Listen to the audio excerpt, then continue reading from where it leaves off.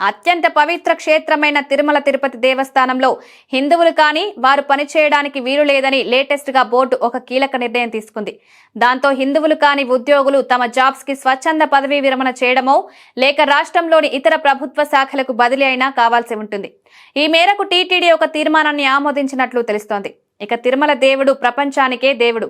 ఆయన అత్యంత ధనిక దేవుడుగా హిందూ పుణ్యక్షేత్రాలలో ఉన్నారు. ఇక టీటీడీ సర్వస్వతంత్ర సంస్థ.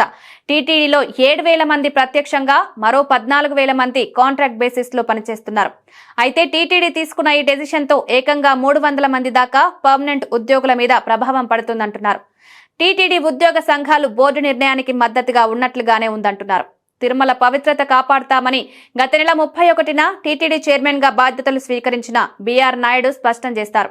ఆయన ఆనాడు మాట్లాడుతూ తిరుమలలో పనిచేసే ప్రతి ఒక్కరూ హిందువులే కావాలని కోరారు. అయితే హిందూయేతర సిబ్బందిని బదిలీ చేయవచ్చా లేదా స్వచ్ఛంద పదవీ విరమణ చేయాలా అన్న దాని మీద రాష్ట్ర ప్రభుత్వంతో సంప్రదిస్తానని నాయుడు చెప్పారు.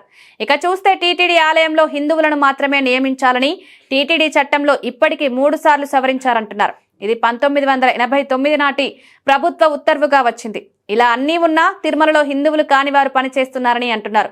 వారిని గుర్తించారని అంటున్నారు. ఇక ఇటీవల శ్రీవారి ప్రసాదంగా వాడే లడ్డూలో నెయ్యి కల్తీ అయిందని ఏకంగా సీఎం హోదాలో చంద్రబాబు ప్రకటించారు. ఈ క్రమంలో టీటీడీ బోర్డు ఈ సంచలన నిర్ణయం తీసుకుంది. తిరుమలలో హిందువులే ఉండాలని, అన్య మతస్థులు ఉండరాదని టీటీడీ కొత్త బోర్డు గట్టిగా తీర్మానించుకుంది.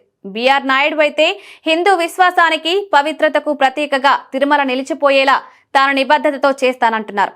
అంతేకాదు తిరుమలలో పనిచేసే ప్రతి ఒక్కరూ హిందువులే కావాలని గట్టిగా చెబుతున్నారు.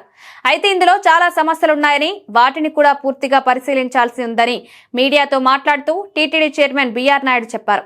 గత వైసీపీ ప్రభుత్వ హయాంలో తిరుమలలో పవిత్రత తగ్గిందని కూడా బిఆర్ నాయుడు విమర్శించారు. ఏదేమైనా చైర్మన్ గా నాయుడు ఈ విషయం మీద గట్టిగానే ఉన్నారు.